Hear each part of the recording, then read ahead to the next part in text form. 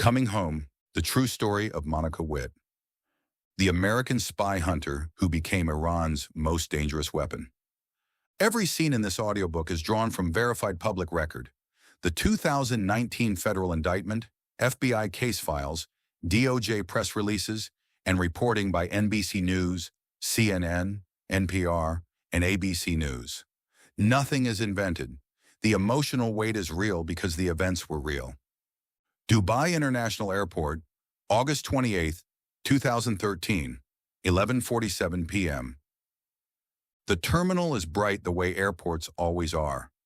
That flat, institutional brightness that erases time, that makes midnight feel the same as noon. Families drag luggage. A child is crying somewhere. The departure board flickers. A woman sits alone at a gate.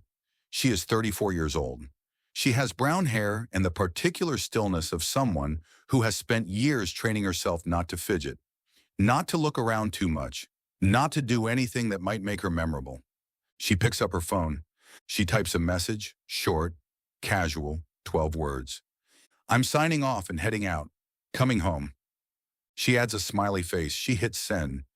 Then she puts the phone in her bag, looks up at the board, and watches the word Tehran sit there in white letters against black. Her name was Monica Elfriede Witt. She was born in Texas. She swore an oath to the United States Constitution. She was trained by the United States Air Force to speak Farsi, the language of Iran, and to hunt Iranian spies for a living. She was very good at it. She was about to become one. Chapter 1. The Girl Who Listened. She was trained to hear what Iran was hiding. She heard something else entirely. Monterey, California, the Defense Language Institute, early 2000s. Imagine being 20 years old and learning that your government is going to teach you to think in another language, not just to speak it, to dream in it, to feel it in your chest the way you feel your own mother tongue. The Defense Language Institute in Monterey does that. It has to. The people it trains are not tourists. They are listeners. They fly above enemy territory in surveillance aircraft and process signals intelligence in real time, intercepting communications, translating in their heads faster than most people read, deciding in seconds what matters and what doesn't. Monica Witt arrived there in the late 1990s, already enlisted in the Air Force. She had grown up in Texas, ordinary, middling, the kind of American town where you don't expect to produce people who end up in classified programs. But she was sharp, she was disciplined, and she had something rare, an ear for language, a mind that reached toward complexity the way some people reach toward sunlight. They gave her Farsi, Persian, one of the world's oldest living languages, musical, layered, with a literary tradition stretching back over 1,000 years. She absorbed it. She graduated and became an airborne cryptologic language analyst, which means this. She flew surveillance missions over countries most people will never visit, in aircraft most people don't know exist, listening to conversations that the people having them believed were private.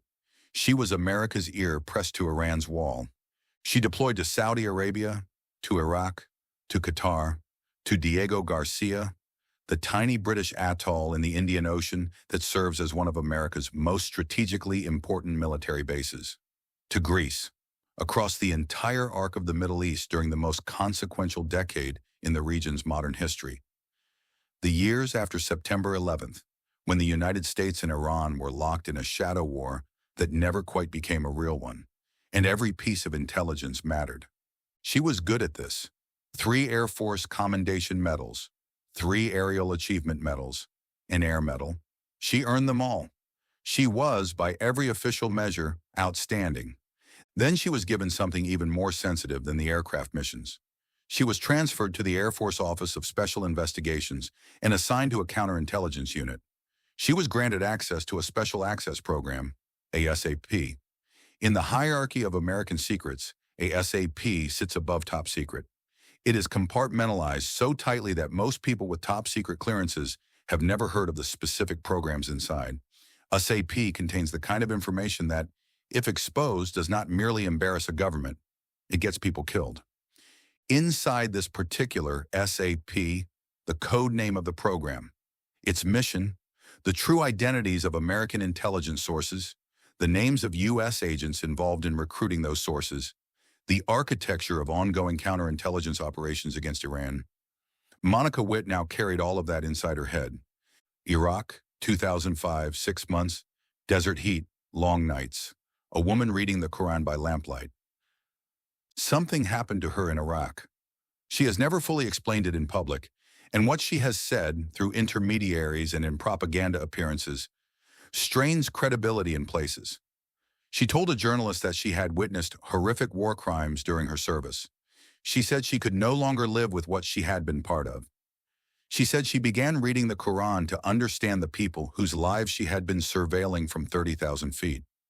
Whether that is the whole truth, we cannot know. What we know is that she came home from Iraq different, quieter, and reaching towards something the Air Force had not put there. Chapter 2. The Conference. Iran was waiting for her. She just didn't know it yet. Monica Witt left the Air Force in 2008 after 11 years of service. She moved to Maryland and kept working in intelligence as a civilian contractor for Booz Allen Hamilton, the same firm that would later employ Edward Snowden. She kept her special access program clearance until 2010. She enrolled at George Washington University to pursue a master's degree in Middle East studies. Her professors noticed something unusual almost immediately. The woman who had spent 11 years as America's weapon against Iran now wrote academic papers arguing that American sanctions against Tehran were too harsh. She suggested that Iran's nuclear program was being mischaracterized in the Western press. In her capstone presentation, the defining academic work of her graduate degree, she constructed what one fellow student later called, without exaggeration, a love letter to Iran. When her committee pushed back, when they challenged her assertions about Iran's peaceful intentions, she didn't argue. She looked almost wounded, almost offended that anyone would question the idea that Iran was a nation that deserved more trust and less suspicion. The student who witnessed it said she remembered thinking, "This woman has already decided." In February 2012, Monica Witt traveled to Tehran. She attended an event called the Hollywoodism Conference, billed as an international gathering of artists, academics, and independent thinkers who wanted to examine the corrupting influence of American popular culture on global values. It was not what it appeared to be. A conference hall in Tehran. The Hollywoodism Conference was organized by an NGO called New Horizon.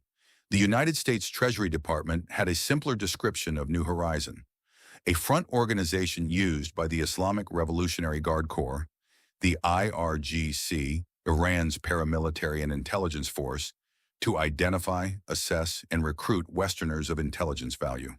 Former CIA case officer Daryl Blocker described it with the directness of someone who has seen this done before.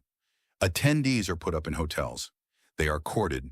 They are told they are righteous and good and brave for coming, and slowly, carefully, the Iranians look for the one who will cross the line. Monica Witt crossed the line. She appeared in Iranian state-produced videos during the conference, speaking against American foreign policy. She gave an interview to the International Quran News Agency. She stood in front of cameras in Tehran, cameras controlled by a government her country considered an enemy, and told them that she had wanted to understand Islam because her job in the American military had been to fight terrorism, and now she had doubts about what that meant. She came home to the United States, and 3 months later, in May 2012, 2 FBI agents knocked on her door. A living room in Maryland. 2 agents, badges on the table, coffee going cold. The agents were there for what the Bureau calls a defensive briefing. They were not accusing her of anything. They were warning her. They told her clearly, directly, without euphemism, Iranian intelligence services are targeting you. They have identified you as someone of value. They will approach you. They may already have approached you. If that happens, if anyone contacts you, if anything seems off, you call us. Monica Witt looked at them. She said, if she ever returned to Iran, she would not share any information about her past government work. She had already been sharing it. Chapter 3. Wayward Storm. Her code name inside the U.S. government. Her emails tell a story she never meant to tell. Inside the U.S. intelligence community, a file has been opened. At the top of the file, a code name. Wayward Storm. They knew. From the moment she walked out of that conference in Tehran, having appeared in propaganda videos, having given interviews to state media, having sat across from their agents and lied to their faces, they knew. They did not move. Not yet. They watched. What they were watching was a woman in the final stages of making the most consequential decision of her life. And the emails she was sending, intercepted, preserved, eventually quoted word for word in a federal indictment, read like a window into a mind that has made its choice and is now only negotiating the terms. By July 2012, she was in contact with a woman named Marzieh Hashemi, a dual U.S.-Iranian citizen who worked as an anchor for Press TV, Iran's English-language state television network. Federal prosecutors later described Hashemi as someone who engaged in acts consistent with serving as a spotter and assessor on behalf of Iranian intelligence services. In plain language, a talent scout for the IRGC. Hashemi hired Witt as an assistant on a propaganda film. This was not a job offer. It was a recruitment process with a paycheck attached. In one of her early messages to Hashemi, Monica Witt wrote, "I love the work, and I am endeavoring to put the training I received to good use instead of evil. Thanks for giving me the opportunity." She was talking about the training the United States Air Force had given her. She was describing it as evil. She was thanking the Iranian handler for letting her use it against her own country. Her handler, apparently delighted with early intelligence Witt provided, joked in one message that they should thank the American Secretary of Defense for training her so well. Monica Witt replied, "LOL, thank the Secretary of Defense?" She returned to Iran in February 2013 for a second Hollywoodism conference. This time she met directly with representatives of the Islamic Revolutionary Guard Corps. She told them she wanted to defect. She wanted to live in Iran permanently. She asked for help.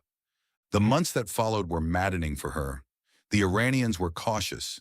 They needed to verify who she really was. They were suspicious. Was she genuine? Was this an FBI operation? Was Monica Witt herself a dangle, a deliberate plant designed to penetrate Iranian intelligence networks? They moved slowly, deliberately, frustratingly, and Monica Witt began to crack. In June 2013, the name Edward Snowden exploded into the global news cycle. The former NSA contractor had fled to Hong Kong with a hard drive full of classified documents. He was on every front page. He was on every television. And Monica Witt was watching. She sent a message to her Iranian handler.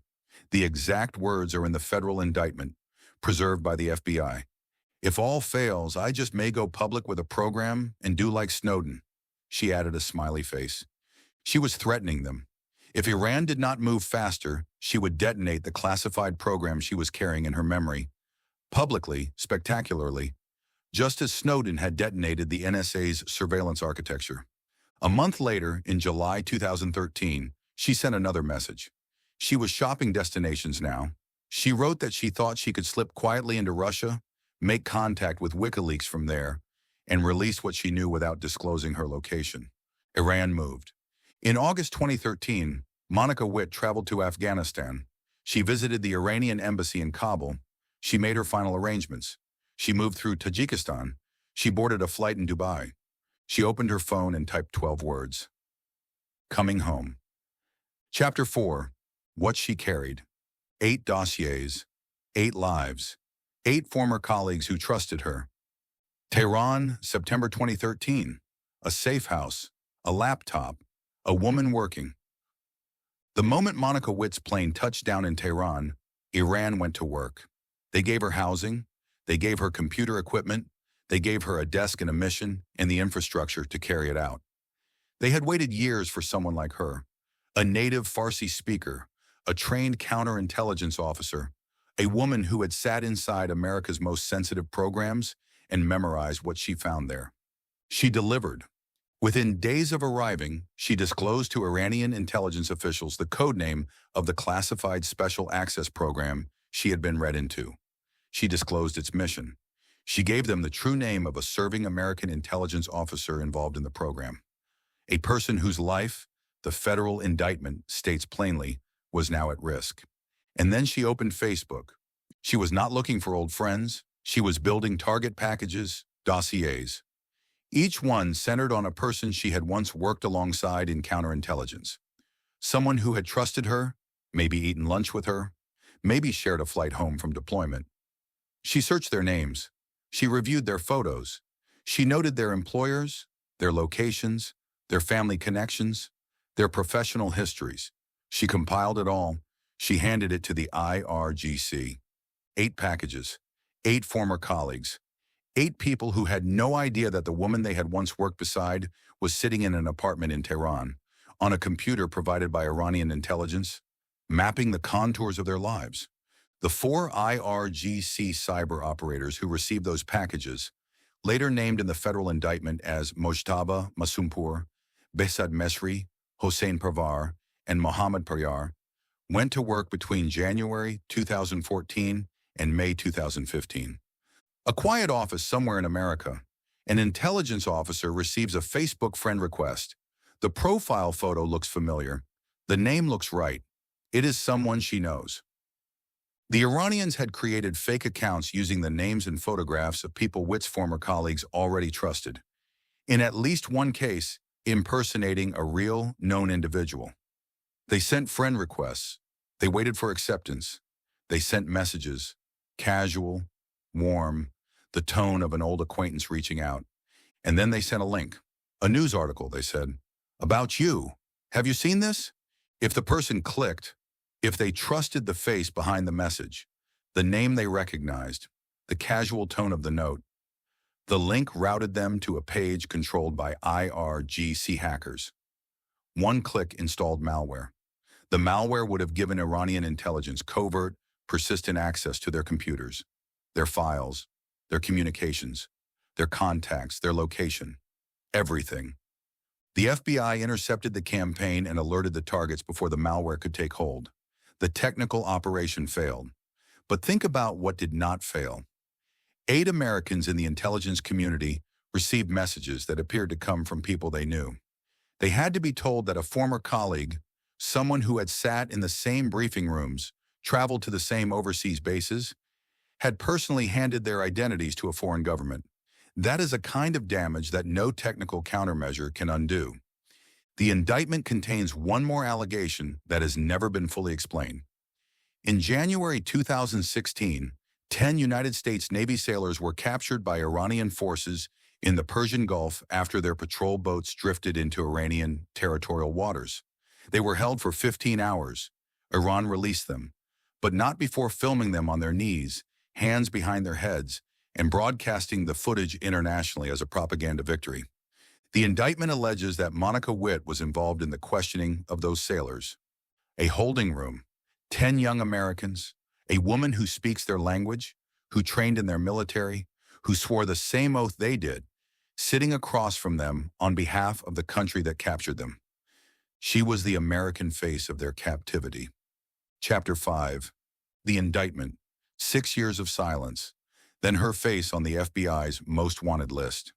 For 6 years, the United States government said nothing publicly about Monica Witt. They knew what she had done. They had the emails. They had the intercepts. They had the target packages. They had the cyber attack attempts. They had enough to fill a courtroom. But a courtroom requires a defendant, and Monica Witt was in Tehran, behind walls no extradition treaty could penetrate, in a country that would never hand her over. So they waited, and they watched, and they built their case with the patience that counterintelligence demands. Because even if you cannot arrest someone, you can indict them, you can name them, you can strip away the cover they have been living under.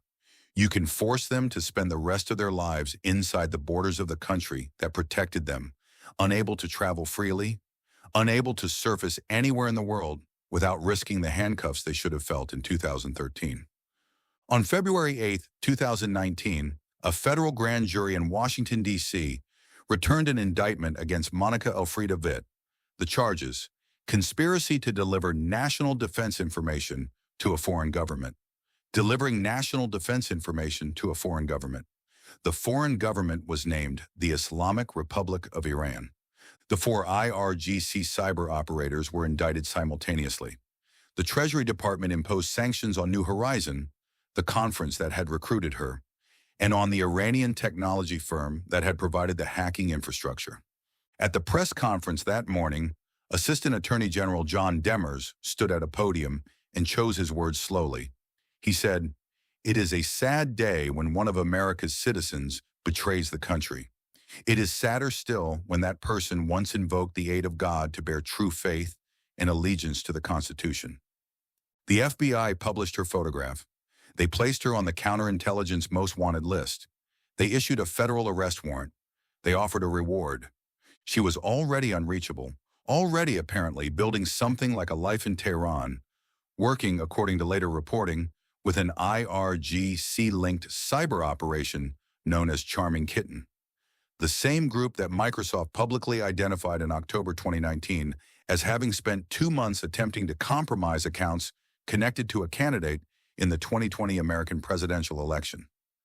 The woman who once flew surveillance missions to listen to Iran was now allegedly helping Iran listen to America. The student had become the lesson. Chapter 6. Why? The question without a clean answer. The most important question of all. Every spy story eventually arrives at this question. Why? The FBI was direct about their assessment of Monica Witt's motive. One word, ideological. Not money, not blackmail, not coercion. She was not bribed into betrayal. She was not threatened into it. She walked toward it, deliberately, over years. This is what makes ideological defection so haunting. A traitor motivated by money leaves a financial trail. Accounts, payments, purchases that don't match the salary. An ideological traitor leaves something else. They leave a transformation, a slow drift toward a different set of answers to the same questions everyone is asking. What am I part of? Is it good? Am I good? Monica Witt had sat in aircraft above the Middle East and listened to the private communications of people who had no idea she was there. She had processed intelligence that shaped operations whose consequences she could not fully see from 30,000 feet. She had served during the Iraq War, a conflict whose justifications collapsed and whose human cost piled up for years after the mission was declared accomplished. Did she witness things that genuinely broke something in her? Possibly. Her classified work remains classified. We will never know exactly what she saw, what she heard, what she translated in real time that stayed with her. What we know is that she found in Iran something America had stopped giving her: purpose, value, usefulness. She had left the Air Force in 2008 as a technical sergeant with a chest full of medals and a skill set almost nobody outside the intelligence community could understand. She worked a contractor job. She studied for a degree. She slowly drifted away from the structure that had defined her entire adult life. And then Iran found her. They told her she was brave. They told her she was righteous. They told her she was not a traitor. She was a truth teller. They gave her housing, equipment, a mission, a team. They gave her back the one thing she had lost. The most dangerous traitor is not the one who is bought. It is the one who is convinced. Because you can stop paying someone. You cannot easily unpay a belief. Whether she still believes it, sitting in Tehran in 2026 while the country she chose is at war with the country she abandoned, we cannot know. She has made no public statements since defecting beyond what Iranian state media has curated and broadcast. She has become, in a sense, what she helped create, a story told by someone else for someone else's purposes. Closing. Foxstone Park is in Virginia. The bridge at Foxstone Park is where Robert Hansen made his dead drops. Tehran is where Monica Witt made her home. The geography of betrayal is always somewhere ordinary. As of 2026, Monica Witt remains in Iran. She cannot leave without being arrested. She cannot surface anywhere in the world that has an extradition arrangement with the United States. Tehran is her sanctuary and her cage, and there is no evidence she is looking for a way out. The 8 former colleagues whose lives she documented in those dossiers are still out there. In careers we cannot name, in cities we cannot disclose. They know what she did. They received the FBI notification. They were told as carefully as possible that someone who once sat beside them in a classified briefing had looked up their Facebook profiles and given their identities to the IRGC. They have lived with that knowledge for over a decade. The American intelligence officer whose true name she disclosed immediately upon arriving in Tehran, the one whose life the indictment says was put at risk, has never been publicly identified. We do not know where they are. We do not know what happened to them. That file is closed to us. This is the real architecture of espionage. Not the dramatic moment of arrest, not the press conference, not the wanted poster. It is the unnamed officer in a classified file. The 8 people who got friend requests from someone pretending to be their friend, the 10 sailors on their knees, the question that will never be fully answered. What did Iran do with everything she gave them? Monica Witt boarded a plane in Dubai with a smiley face emoji and 12 words. She had trained for 11 years to hear what Iran was hiding. She had been trusted with the names of people whose lives depended on that trust.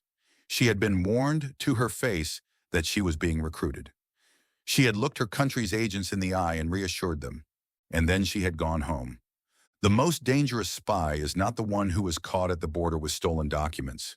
It is the one who walks through the departure gate with everything important stored only in her memory, boarding a plane to the country she has chosen over the one that made her, smiling, calm, and completely certain she is doing the right thing. An airport departure board, the word Tehran in white letters, a gate number, and then the board flickers. The flight is gone. Monica Elfriede Witt, Technical Sergeant, United States Air Force. Aerial Achievement Medal 3 times. Air Medal, Counterintelligence Special Agent. Asset of the Islamic Revolutionary Guard Corps of the Islamic Republic of Iran. Fugitive, still wanted. Still, as far as we know, at home. In the shadows of global intelligence, loyalty is currency, and betrayal is power. Monica Witt didn't just walk away. She crossed a line few ever dare to approach, and somewhere behind closed doors and classified files, the consequences are still unfolding. This isn't just a story about one woman. It's a reminder that the most dangerous secrets are the ones carried by those we trust the most. Thank you for listening, Spy Stories series. Please like, share, and subscribe for more spy stories.